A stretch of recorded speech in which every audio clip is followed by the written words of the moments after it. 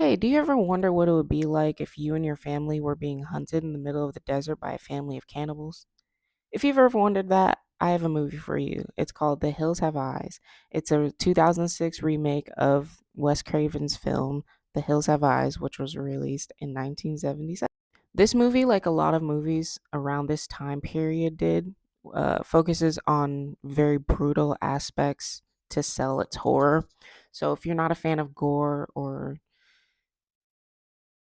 other things, then this really isn't going to be a movie for you. So the villains in this movie is a family of miners who refuse to leave their land, which the government was using to test nuclear weapons, nuclear bombs, and stuff like that. And due to the constant exposure to radiation, were affected and changed from that. And I guess you can point out the fact that some of them seem to have super strength, but mostly they all just developed a very hearty craving for human flesh. That's it. And of course, these people don't have any like social skills at all, so they have to find someone else to help them find victims, which is where the gas station worker comes. We find out at the very beginning of the movie that this guy is trading, the valuables of these people who wind up losing their lives in exchange for sending, innocent families into this abyss, basically. The innocent family that we'll be following through this movie is a family of seven, Bob and Ethel, who are like the mom and dad of the family. Their children, Bobby, Brenda, and Lynn. Lynn has a fiance named Doug, and they have a child and two dogs named Beauty and Beast. And their story starts off when they cross paths with this dingy old man at the gas station that he works at. And he's like, "Oh, you're heading to California. That's a really long drive. Family like you, I know a shortcut. It's not on the map or anything, but, if you just turn left on this dirt road, it'll cut you right through the desert and, it'll save you a lot of time." And the dad mostly makes the decision. He's like, "Oh, yeah. And, yeah, we don't have any spare tires or yeah, we don't have any phone service, and yeah, we have a newborn baby, but you know what? We're gonna take that risk, yeah." And of course, it doesn't take very long for the problems to start. They get ambushed by some like spike strip that's remotely detonated. Um, and now they just are basically stranded in the middle of the desert. Hey, movie started.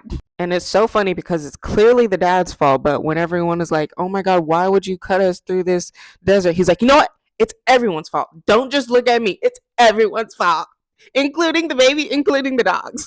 And of course, he has the idea. He's like, "You know what? You know what? You guys want? You know what? I'm the only one who has the ideas around here. So you know what? Me and you, Doug. Me and you, Doug. We're the oldest men of this family. We're gonna split up. We're gonna split up. Just walk two different directions into this desert. I'm gonna take this gun. You're a liberal. You don't use guns, so you're just gonna go. Okay, you're just gonna go into the desert." They literally call this man a liberal, and that's why he doesn't have a gun. That's how they explain it. Surprisingly, Doug does make it to this like ditch that the cannibals are using as a dumping site for all the belongings of the people they kill. And this man just acts like he's at Walmart. He's just like, "Oh my god, look at this fishing pole. Oh my, yo, they're just dumping stuff out here." He comes back and he's like, "Yo, can you believe that people are just dumping stuff out here?" They're like, the family's like, "Oh, that's crazy." And the only one who's freaked out is Bobby, who's like the brother of the family. He's like, "Oh, they're dumping stuff. What the heck?" And he's like, "No, it's free though." So the dad makes it back to the gas station and then basically realizes that they were set up. He finds a room that has all these like newspaper clippings talking about missing people in this desert and, nuclear testing. And it has pictures of all different kinds of people who were affected by the radiation exposure. He goes outside and he finds the old man's car, which the keys are just in the like mirror thing, and he tries to turn on the car but it doesn't turn on, but the light turns on and reveals that the old man is sitting in the outhouse with a shotgun. And after he selfs himself, the cannibals are basically like, "Daddy, daddy, daddy." So yeah, these cannibals were looking at this man like their father because he was taking such good care of them. And you kill somebody's dad, they're gonna get their lick back, and they definitely get their lick back by, taking care of Bob, and they take his gun and, basically walk him into the mines, which is where they live. So back at the camp, no one is really aware of the danger that they're really in. Bobby earlier had gone out to find the dogs, and he actually found one of them deceased with their innards removed. And he decided not to tell anyone in the family because he was like, I don't want to. I don't want to start drama, I don't want to panic everybody. But now that his dad isn't back, now he's like, earlier I did see something kind of weird out there. So maybe we should panic. And Doug is basically like, let's go find, your dad, basically, if you're worried about. Meanwhile, inside the trailer, Brenda, the sister, is being attacked by one of these nuclear monsters or whatever. And before anyone can come inside the trailer to see that she needs help, they have this like remote detonator diversion set up, like where he clicks his button, and then the dad is basically set up crucified, and it sets him on fire. So everyone in the family basically is rushing down to help the dad, and Doug runs into the trailer really quick to grab a fire extinguisher, but he doesn't look up and see that Brenda is being attacked. So he runs out to go everyone basically runs out to go see the dad and leaves her, basically. Eventually, Doug sends Ethel and Lynn back to the trailer. He's like, there's nothing you can do. I'll handle this, trying to put your dad out or whatever. And so he sends them back, and now Brenda's being attacked by two people now. And Lynn goes in. She hears her screaming.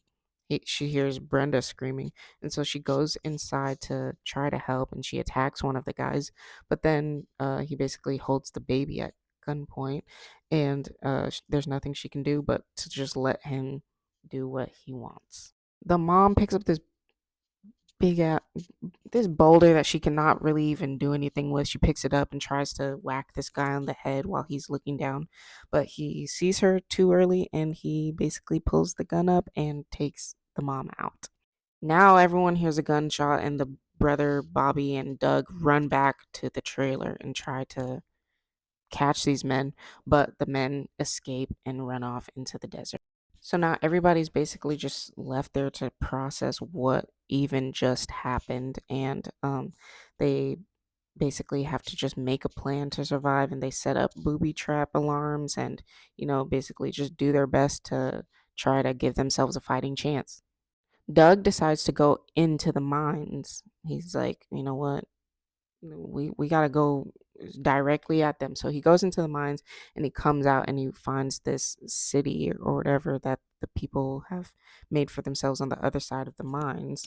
And he goes into this town looking for his baby, basically, and he has this walkie talkie that the dog Beast brought back. And so yeah, he's using that and to communicate with his family back at the trailer while he goes on this adventure to try to go and confront these monster people. And there's a lot that I can't really walk you through this last act, but basically he sets out to find his baby, and he finds the baby. He's attacked and thrown into this freezer, which he breaks out of, and he comes and he's looking for his baby again, and he's attacked again, but he winds up being able to kill one of the main monsters of this movie, who has like the super strength. And now he's like hyped up. Now he's like, you know what, I just killed one of y'all, like, let's go. And he goes outside and he kills like another one, and then he makes his way back to the camp where his family is at, and he's basically like finds this Red Robin Hood character who has saved his baby, basically. And then he basically gets into like a fight with the other main bad guy of this movie, and they like get into this like final standoff thing where he's trying to fight him and get his baby back.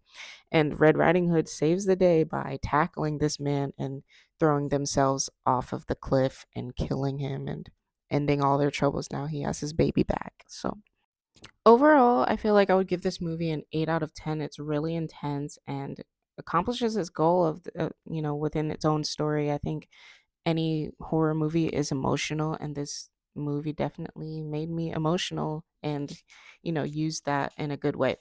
Um, so yeah, if you're planning on going on a road trip with your family, don't make any shortcuts through the desert, and definitely watch this so you can get some idea of what to do if you ever get caught in that kind of situation, or what not to do.